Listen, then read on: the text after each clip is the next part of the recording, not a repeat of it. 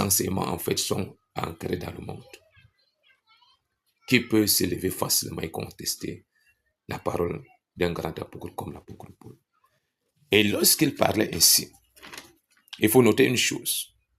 Quand il parlait clairement ainsi, à l'époque, et même aujourd'hui dans les vraies églises, quand un prophète prophétise, parce que c'est aussi des paroles de prophétie, la parole de Dieu, il est question que les autres se taisent et examinent pour voir si ce qui est dit est bon. C'était le même principe au temps des apôtres. Oui, c'était le même principe.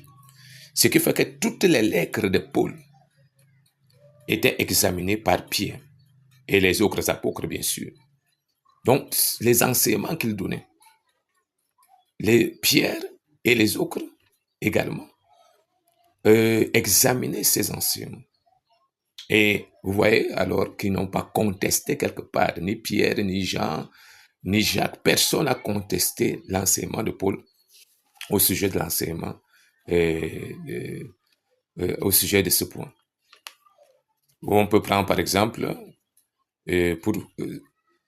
pour voir, si on lit dans 2 Pierre 3, verset 15 au verset 16, où on voit ici comment Pierre parle d'une lettre de Paul. Il croyait que la patience de notre Seigneur est votre salut.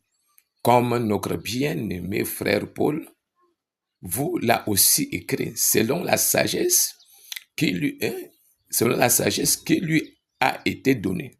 C'est ce qu'il fait dans toutes les lettres où il parle de ces choses dans lesquelles il y a des points difficiles à comprendre, donc les personnes ignorantes et mal affermies tordent le sens comme celui des autres écritures pour leur propre ruine.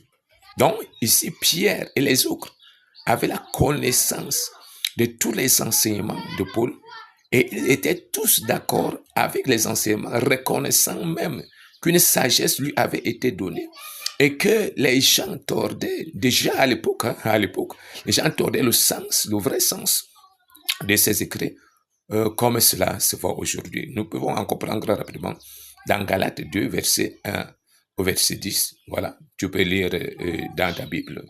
Et si tu es chrétien, ou bien tu peux faire des recherches. Paul dit qu'il est monté à Jérusalem après 17 années comme homme de Dieu, prédicateur de l'évangile. Il y est monté d'après une révélation, bien sûr, pour exposer l'évangile qu'il prêchait